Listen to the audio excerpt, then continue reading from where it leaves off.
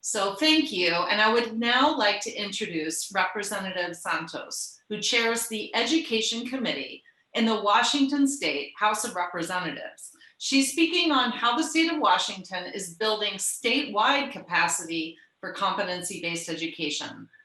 Welcome, Representative Santos, and thank you. Thank you so very much, Susan. I'm so delighted to join all of you today.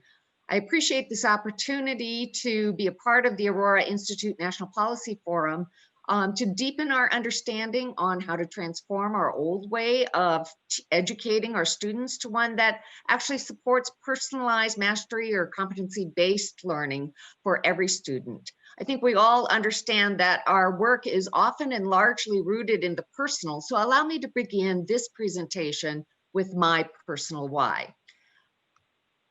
Oh, thank you. I didn't know if I was doing this. I'm very proud to be the daughter of a special ed teacher whose kids were boys and girls with significant cognitive, developmental, intellectual, and physical disabilities. Upon her death, our family heard from dozens of families, strangers, wishing to share their remembrances of the teacher who never gave up on their son or their daughter, and who ultimately found a lifelong love of learning in their child. These stories inspired thoughts about what I want for my own grandkids and great-grandkids, which led me to pen an affirmation of education. This, I believe, that every child has abilities and aptitudes, but they're not the same abilities and aptitudes. I believe that every child has aspirations and ambitions, but they are not the same aspirations and ambitions. And I'm not sure if the thing is keeping up with me. Is there a way for me to move this? Or if you can just say next, I can advance it. Okay, thank you. Next. I think you need to next it twice. Yeah, thank you. I believe that every child has assets and advantages, but they're not the same assets and advantages. Next. Yet our education systems, reflecting the industrial age design thinking that created them, treat our children as if they are widgets that must measure up to a standard of uniformity in appearance and function, or be treated as rejects or failures. Next. Of course, our children are not widgets or failures, but individuals with varying strengths, interests, and ways of learning, knowing, and showing their unique brilliance. Next. One reason I passionately promote mastery-based learning is to eliminate stigmatizing labels, both highly capable and remedial, and instead focus on the diverse learning needs of every child. Next. When we create a system that can do this, we will be better able to educate each student in our classroom in a genuinely inclusive manner. Next. Above all, I believe that mastery-based learning can profoundly alter the educational trajectory for students who are furthest from opportunity and justice, a belief that is shared by the Washington State Mastery-Based Learning Work Group, which includes Dr. Kathy Taylor and Dr. Paul Petrie, as well as our staff, Alyssa Mueller, who represents the State Board of Education, and who are all on this call today. Next. Our collective why calls for the transformation of the public school system to close both the educational opportunity gap and the resulting academic achievement gap. Next.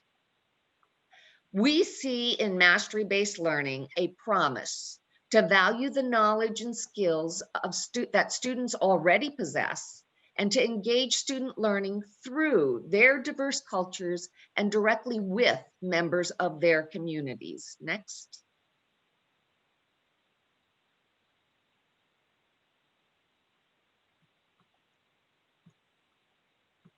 At our unique moment in history, this alone is imperative to act now. Next.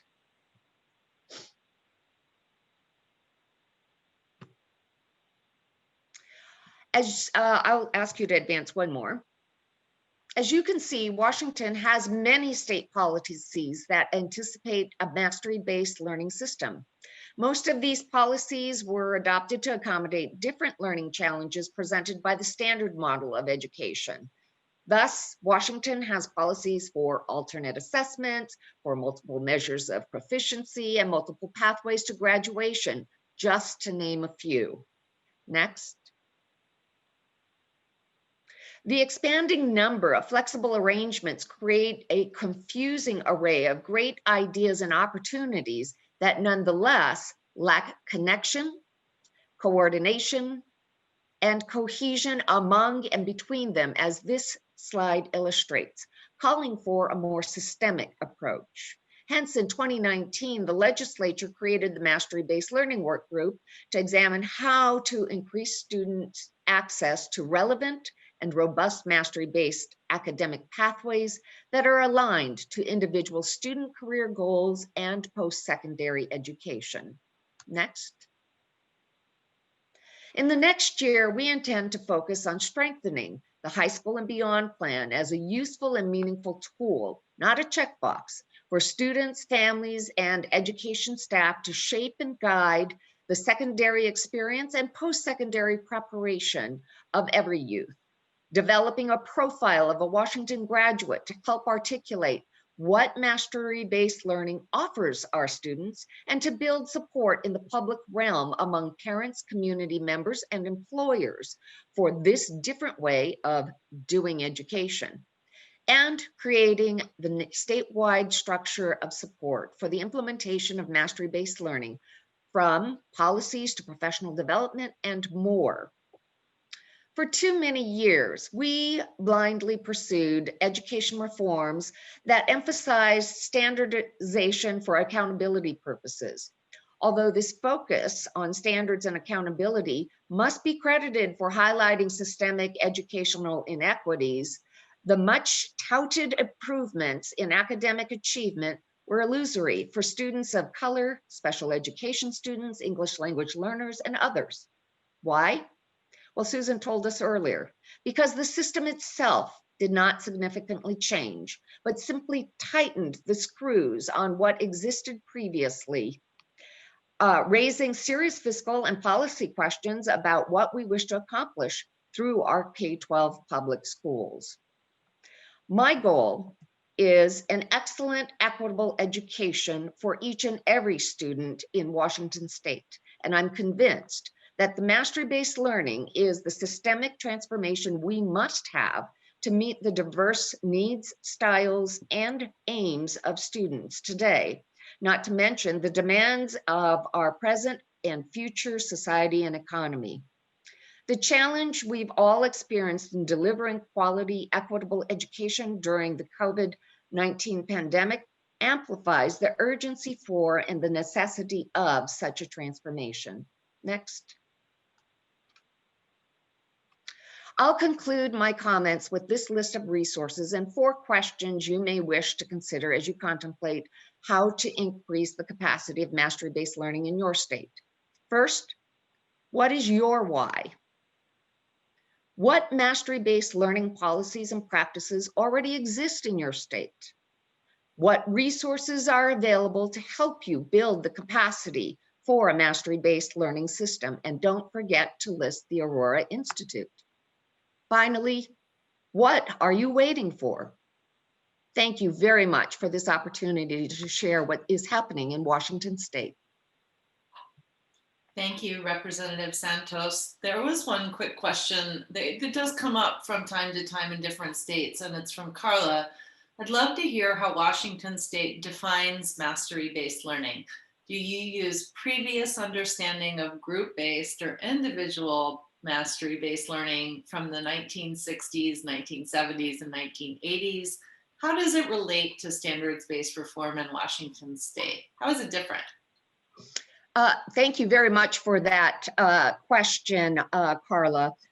In fact, we adopted and the legislature embedded in the mandate to the Mastery-Based Learning Work Group the definition of mastery-based learning that the previous iteration of the Aurora Institute developed. And so this would be the Aurora Institute's former definition.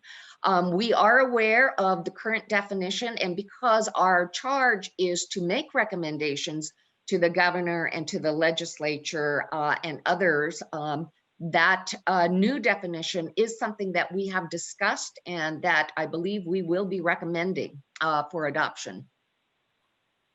Thank you so much, Representative Santos, and know that the updated definition absolutely builds on the original field-based definition too. I just want to thank you so much, sincerely, for your leadership, for the inclusion and collaborative process of the work group, just watching that happen over the last 2 years, and how much change has occurred in a short amount of time is really remarkable.